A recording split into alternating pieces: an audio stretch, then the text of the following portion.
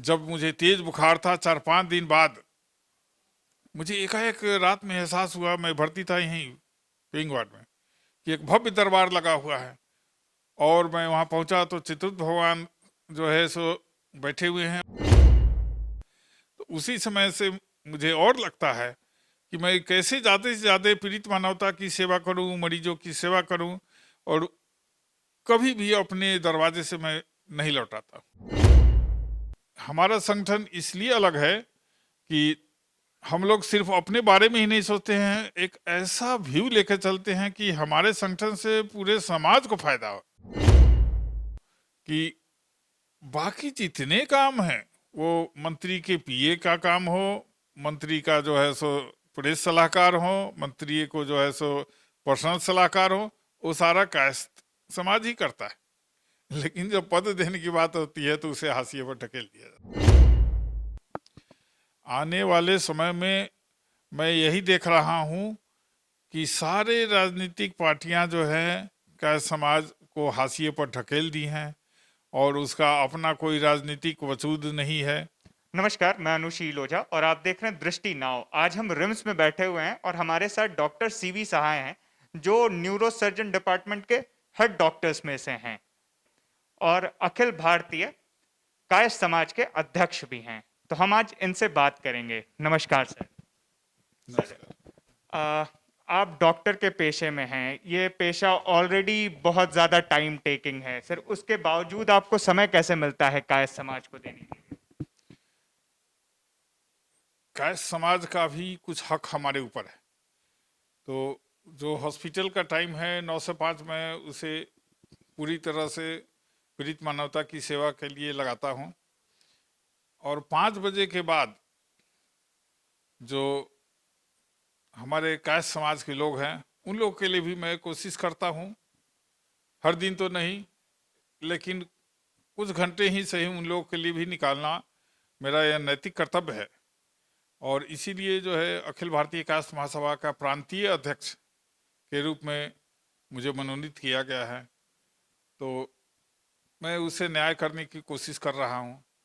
Hospital के बाद जो टाइम बचता है, तो एक चूंकि सामाजिक संगठन है, तो सामाजिक संगठन में कोई भी भाग ले सकता है, इसलिए मैं भाग लेता हूँ और कोशिश करता हूँ कि कैसे उनका उत्थान हो।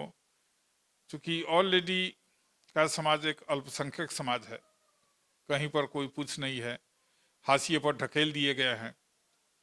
जो एक कलम उनका हथियार था, उस कलम पर भी दूसरे लोग का अधिकार हो गया है।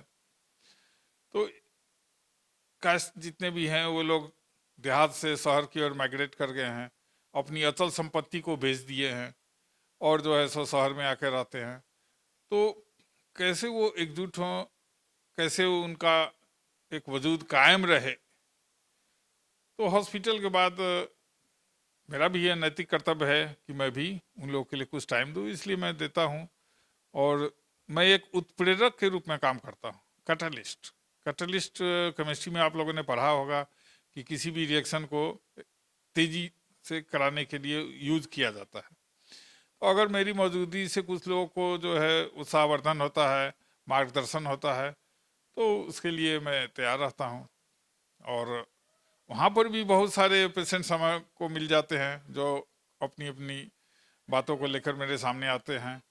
हाल ही में जैसे प्राचीन चित्रगुप्त महापरिवार का पूजा सम्मेलन के लिए जो मीटिंग थी, उसमें पराग भूषण जी हमसे मिले, जो कि वहाँ के अध्यक्ष भी हैं। उन्होंने अपनी बात बताई कि सर ऐसे ऐसे मेरे साथ हुआ, मेडका में मैं 3 महीना भर्ती था, और ऐसे।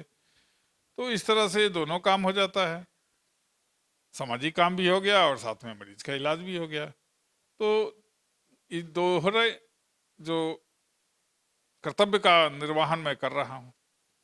सर, ऑलरेडी झारखंड में काफी जातियों के काफी सारे समाज हैं सर, इसमें कायस्थ समाज कैसे अलग है और आपका विजन क्या है कायस्थ समाज को लेकर के? कायस्थ समाज कभी भी जो है सो एक निश्चित दायरे में बंध कर नहीं रहा है। वो जो है सो देश रत्न डॉक्टर राजेंद्र प्रसाद हों, जयप्रकाश नारायण हो, लाल बहादुर शास्त्री हों, स्वामी विवेकानंद हों, ऐसे महान विभूतियों से हम लोग प्रेरणा लेते हैं। जो कि पूरे समाज, पूरे देश, पूरी मानवता के लिए काम कर चुके हैं। तो हमारा संगठन इसलिए अलग है कि हम लोग सिर्फ अपने बारे में ही नहीं सोचते हैं, एक ऐसा व्यू लेकर चलते हैं कि हमारे संगठन से पूरे समाज को फायदा हो। जैसे एक छोटा सा उदाहरण मैं देना चाहूँगा कि कोरोना संक्रमण काल में अखिल भारतीय कायस्थ महासभा के तरफ से रांची और इसके अगल बगल के जितने भी क्षेत्र थे, बल्कि अन्य जिले में भी होम्योपैथिक दवा एक जो है आर्सेनिकम एल्बम, उसका डिस्ट्रीब्यूशन किया गया था और जो उसके बारे में क्लेम किया जा रहा था कि यह प्रिवेंशन ऑफ कोरोना में बहुत अच्छा काम करता है।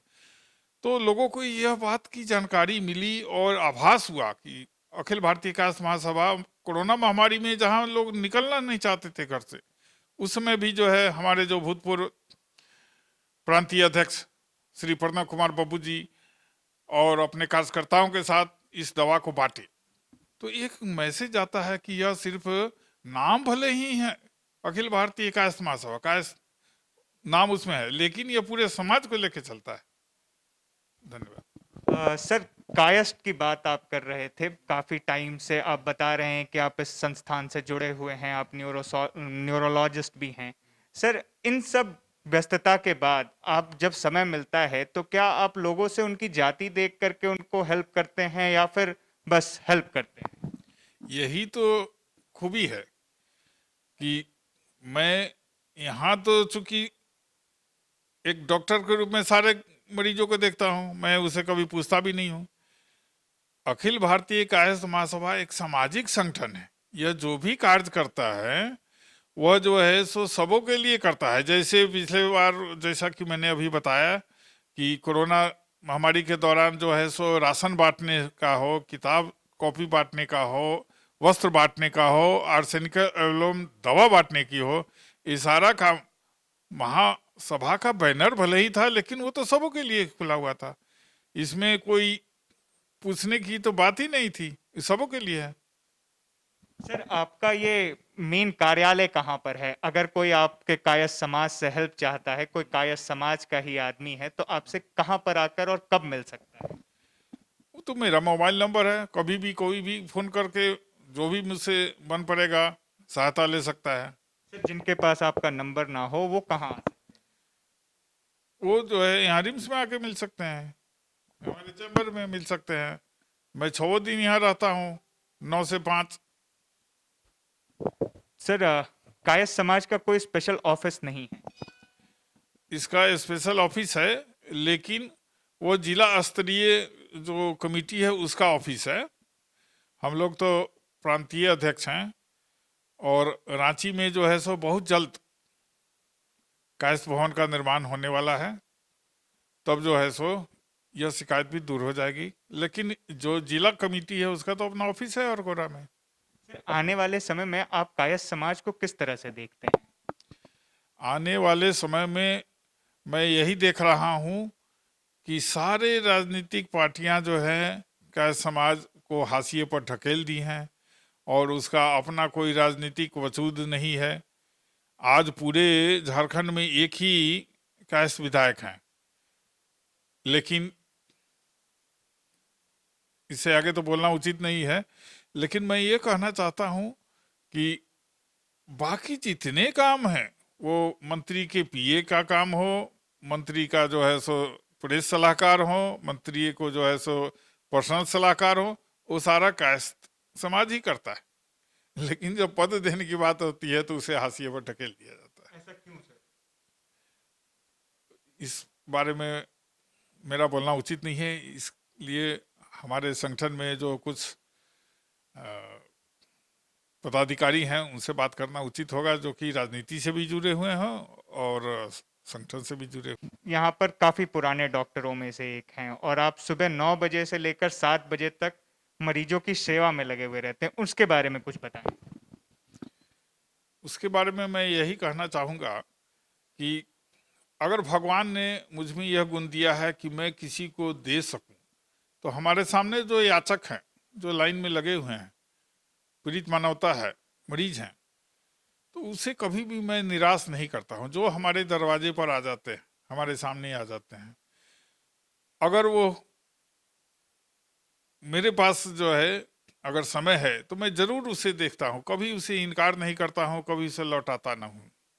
इसका एक छोटा सा मैं ये बताना चाहूँगा कि एक अपनी आप बीती घटना है कि पिछले साल मैं कोरोना से संक्रमित हो गया था, जबकि सारे लोग बोल रहे थे कि आउटडोर में आप इतना टाइम नहीं दीजिए।